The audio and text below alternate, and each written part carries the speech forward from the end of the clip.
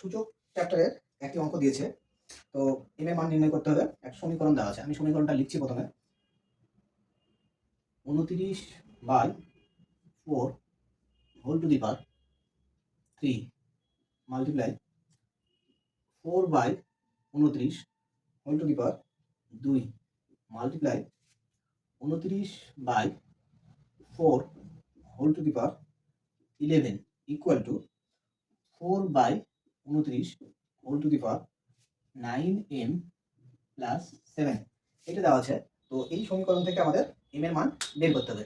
তো এক্ষেত্রে আমরা কি করব, দেখো, তো বেস যেগুলোতে সেম থাকে, গুণ থাকলে আমরা কি পাওয়ার যোগ করি, তাহলে এই দুটোতে বেস সেম, তাহলে এক্ষেত্রে আমরা কত পাবো, 29/4 হোল টু দি পাওয়ার 3 আর 11 যোগ করলে 14।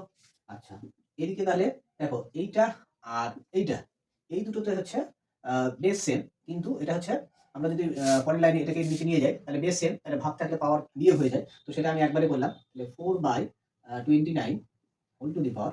আচ্ছা, এটা এটা যদি নিচে আসে, তাহলে এই দুটো পাওয়ার বিয়োগ হবে। 9m প্লাস 7 থেকে 2 পাওয়ার যদি আমরা বিয়োগ করি, তাহলে কত হবে, 9m প্লাস 5, এটা হবে ডেফিনিটলি। তো এবার এই ক্ষেত্রে দেখো, খেয়াল রাখতে হবে এই দুটো কিন্তু বেস পরস্পরের অনন্য হিসেবে আছে, তাহলে আমাদের বেস দুটো সেম করতে হবে। তো বেস দুটো সেম করলে এক্ষেত্রে দেখো, এই 4টাকে যদি আমি উপরে তুলে দিই আর 9টাকে যদি নিচে নামাই দিই, তাহলে বিষয়টা কিরকম হবে, বিষয়টা এরকম হবে। দেখো, তো 4 উপরে উঠে গেলে 4 টু দি পাওয়ার কত হবে, -1 হবে। আর 29 নিচে আসলে 29 এর পাওয়ার -1 হবে। তো এইবার হচ্ছে দুটোকে কমন পাওয়ার হিসেবে আমরা কি লিখতে পারি, এরকম লিখতে পারি, whole to the power -1 whole to the power -1। তো এক্ষেত্রে কত আছে আমাদের, -14 আছে। তাহলে 14 আছে, 14 এর সঙ্গে এই -1টা কি হবে, গুণ হয়ে যাবে। তাহলে গুণ হলে এই পাওয়ারটা কত হয়ে যাবে, -14 হবে। আর সেই ক্ষেত্রে এটা হচ্ছে 4 উপরে যাবে আর 29 নিচে আসবে। তাহলে এই দুটো লব আর ইন্টারচেঞ্জ করলে মোট কথা হচ্ছে পাওয়ার যা থাকে নেগেটিভ হয়ে যাবে, যা থাকে তার নেগেটিভ হবে। তাহলে পাওয়ার ছিল 14, তাহলে হয়ে গেল -14। আর এদিকে যা আছে তাই থাকবে, একদিকে চেঞ্জ করবো, দুদিকে একই সঙ্গে চেঞ্জ করবো না।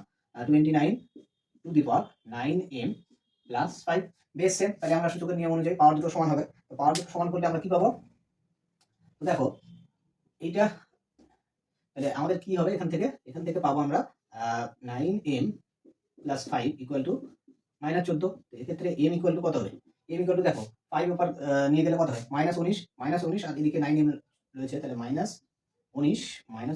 বাই হচ্ছে 9, -19/9, এইটা আমাদের সঠিক আনসার। তাহলে এক্ষেত্রে আমাদের সঠিক আনসারটা হচ্ছে অপশন নাম্বার 4। তাহলে -19